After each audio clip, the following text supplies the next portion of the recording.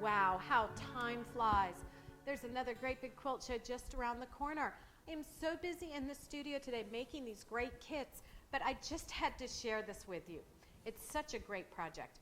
Today, I'm making kits that we call 2-for-1 Hawaiian Applique. It's where we take a piece of fabric, we put shade soft fuse on it, we die cut it with a great die board from Accuquilt for their studio cutter, and after it's been cut and fused, you can separate the two halves into two separate applique blocks. You get an inside cut and an outside cut. I start with a product we call Grit It. It's a gridded interfacing, not fusible, just an interfacing. I just use it as a little positioning guide. I cut my 20-inch square and then I cut a corner out of the Grit It. This way, I know where to put my first piece of fusible. The fusible that we use, of course, is Soft Fuse Premium. Keep paper side up and glue side down, or your smile will turn into a frown. We've cut the pieces to about 9 by 9 inches for this project. You can do it with an 8 by 9 inch sheet. That's the size that comes in our small pack. Now, all 4 pieces are positioned what I call a crease width apart. A crease width apart is just as close as you can get it without the pieces touching, yet leaving a little gap for the fabric to fold there. If you've left the steam on your iron while you're fusing, you'll know it. It kind of hurts. The steam just blows back. It doesn't absorb into the paper side. Now that I've fused for 3 to 5 seconds everywhere, I do often flip my fabric over and slide here. If you noticed, I did a kind of pouncing motion with the iron on the other side. It keeps from sliding the fusible. Now that both sides are thoroughly ironed, I'm going to turn it so that when we fold it, the paper is on the outside. After cutting, it's a lot easier to start the project if the paper's on the outside. One more from my pile. Who knows how many more to go?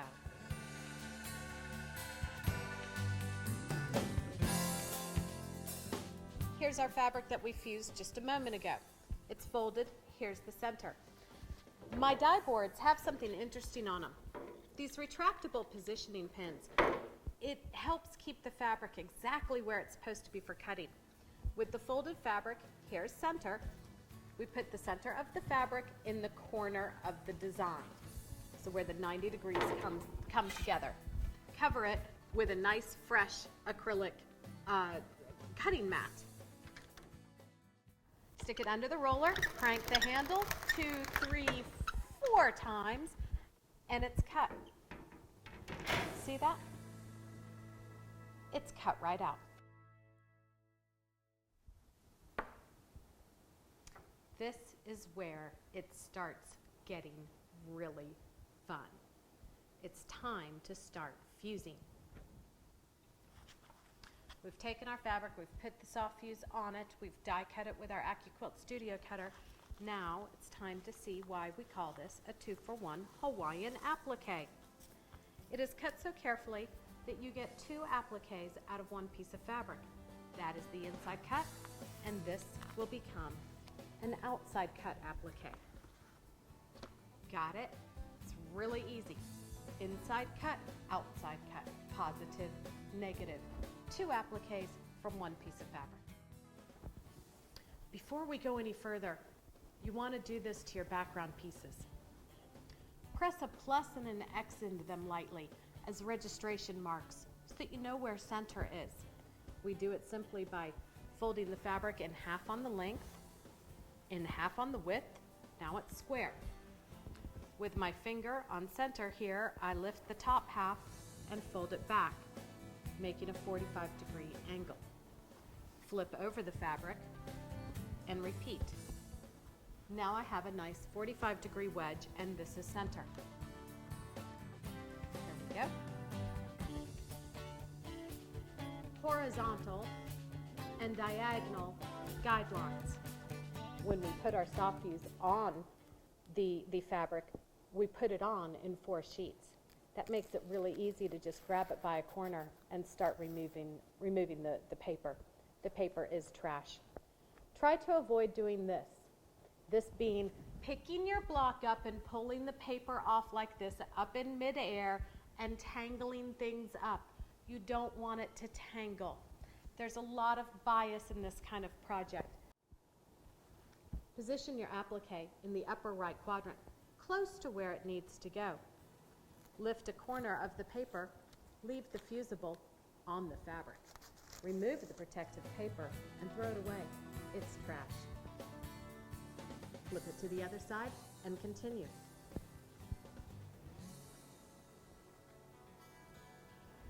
Now carefully open.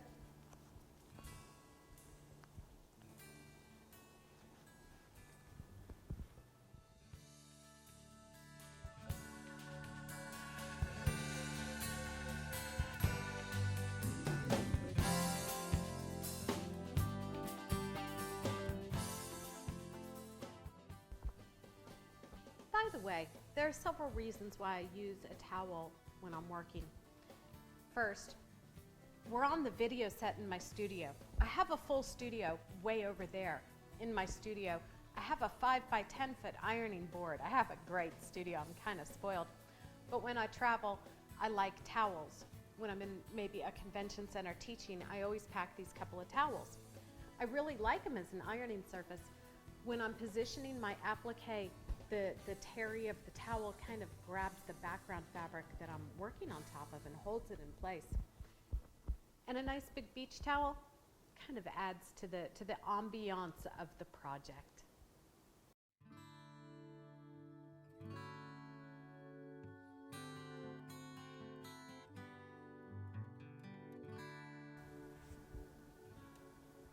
I have this one pretty close to perfectly positioned, but not quite.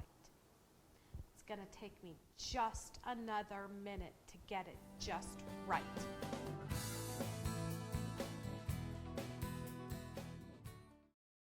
So far, I think I'm at about 4 minutes of positioning.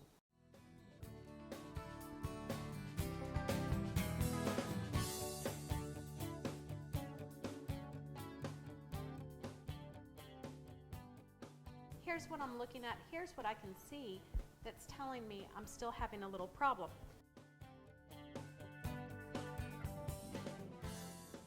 Do you see how inconsistent these pieces are, where these points are coming together?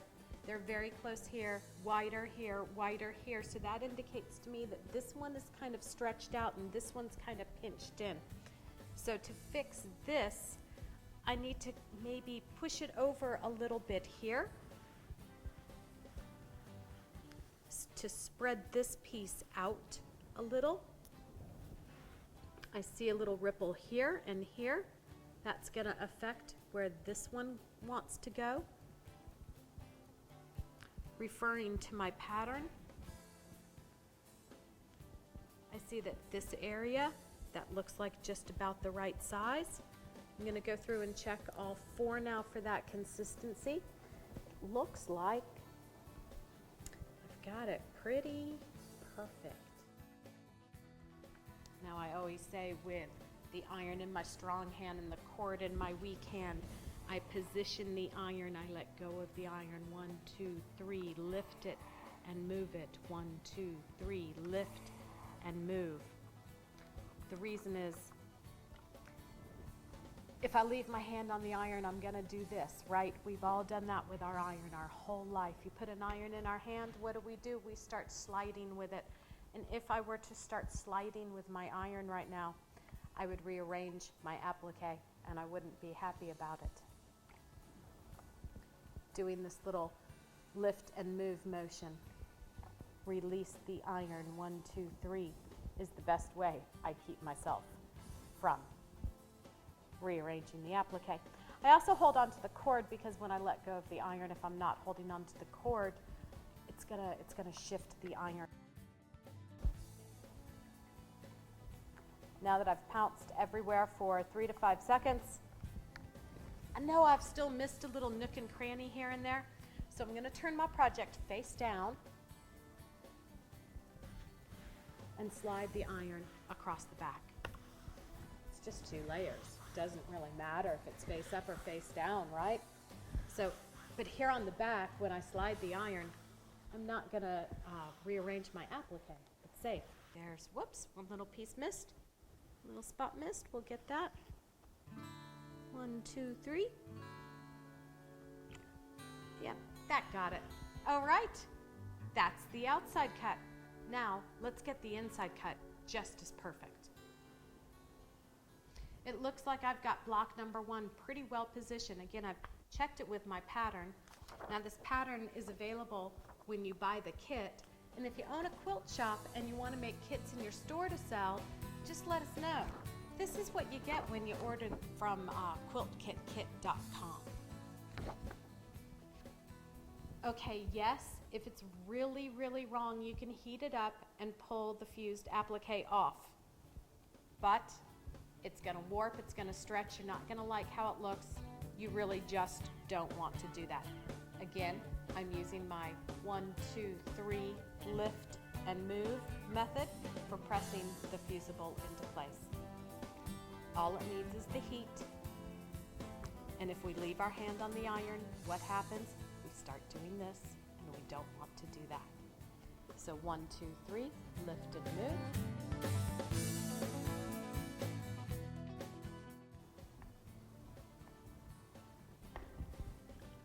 Now it's all fused on the front, and again, I'm gonna flip it over and iron along the back.